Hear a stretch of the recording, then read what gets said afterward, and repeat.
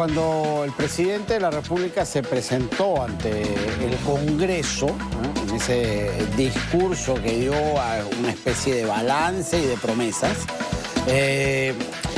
una de las cosas que anunció es que ya tenía listo para enviar al Congreso para que sea debatido el proyecto de ley que da un ingreso libre y universal a todas las universidades nacionales del país.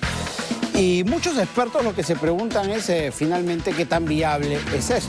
Si suena bonito al oído, pero si es verdaderamente posible de realizar. Vamos a conversar de ese tema con Otto Regalado, profesor de SAN, que ya está con nosotros. Otto, ¿qué tal? ¿Cómo estás? Muy buenas tardes. Muy buenas tardes, Juan Carlos. Un gusto saludarte. A ver, hay muchas cosas que revisar cuando se hace una promesa como esa. En primer lugar, si las universidades nacionales van a tener la capacidad para recibir una masa muy grande de estudiantes que quieran ingresar a ellas. Una cuestión simplemente de capacidad. Empecemos por ahí. ¿Hay la capacidad como para que las universidades puedan aumentar geométricamente el número de sus estudiantes si es que se da esta ley? En efecto, Juan Carlos, has tocado un punto muy importante y es que no todas las universidades estarían en condiciones de hacerlo, ¿no? Se ha considerado que más o menos el 50% de las universidades podrían recibirlo, sabiendo que el otro 50%, ¿no es cierto?, que no podría, que el que podría tendría que tener los presupuestos para implementar, obviamente, no solamente las aulas, y todos los recursos que se necesita para incrementar, digamos, la cantidad de alumnos masivamente. Son un montón de cosas, ¿no? Aulas, carpetas, laboratorios, catedráticos que les enseñen a esos chicos, o sea, todo eso significa dinero.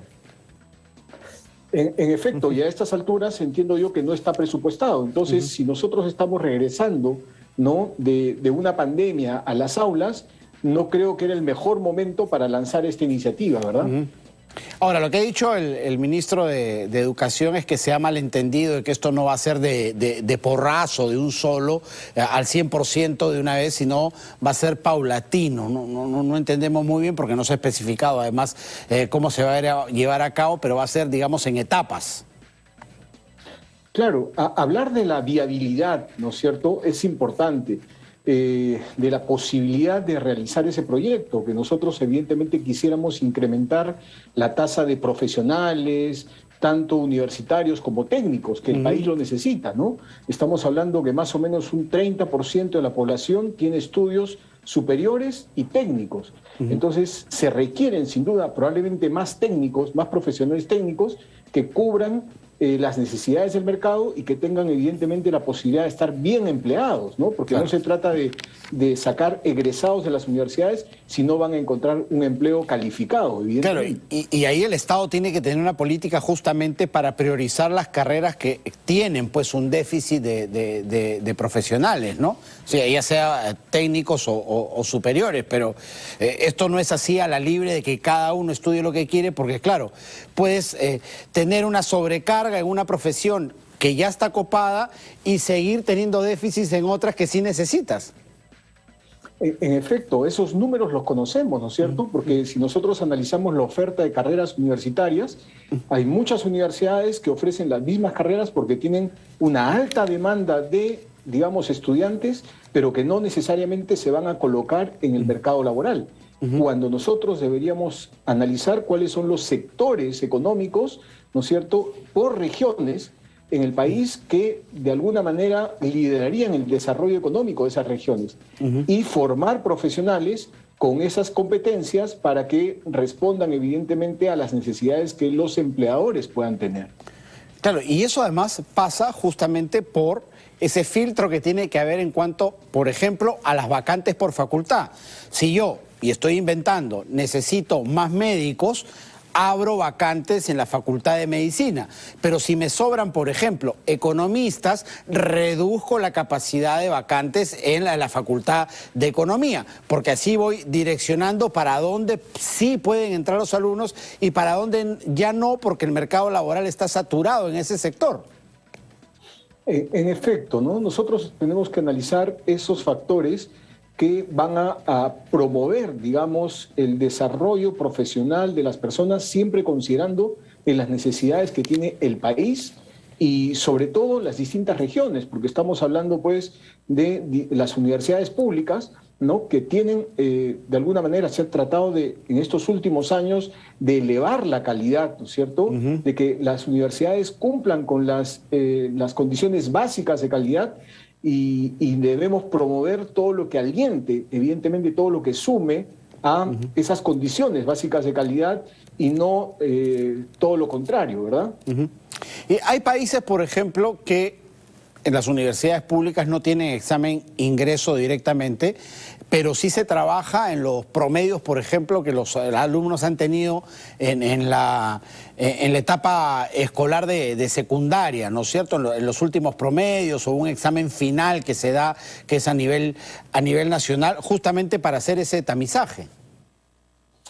Claro, justamente yo iba a preguntar, ¿no es cierto?, hacer una pregunta a todos en general, ¿cuál es el propósito de los exámenes de admisión? El propósito de los exámenes de admisión evidentemente es tener un filtro para crear una cohorte que permita de alguna manera que los estudiantes avancen en condiciones, digamos, similares, ¿no?, en igualdad de condiciones y continúen sus estudios.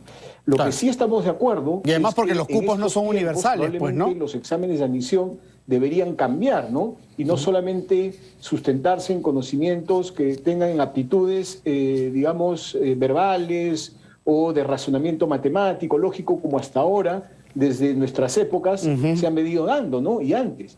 A lo mejor, como bien dices, debemos cambiar y adaptar como se hace en otros países. Estudiar, en efecto, los promedios, hacen además un bachillerato, ¿no? Tienen 2 años más de estudios que les permite tener un tamizaje o tener mayores competencias finalmente. Los chicos llegan a más maduros a las universidades, ¿no?, a hacer sus estudios superiores con una vocación ya definida o al menos con mayor orientación, reciben acompañamiento de las escuelas, se estudian los expedientes, tienen entrevistas, sin duda está mucho más, digamos, realizado o adaptado a los tiempos actuales, considerando pues que las instituciones, digamos, universitarias, no solamente uno tiene que aprender competencias duras, tiene que desarrollar también competencias blandas, tiene que tener, digamos, las suficientes características, como todo producto, para que se pueda diferenciar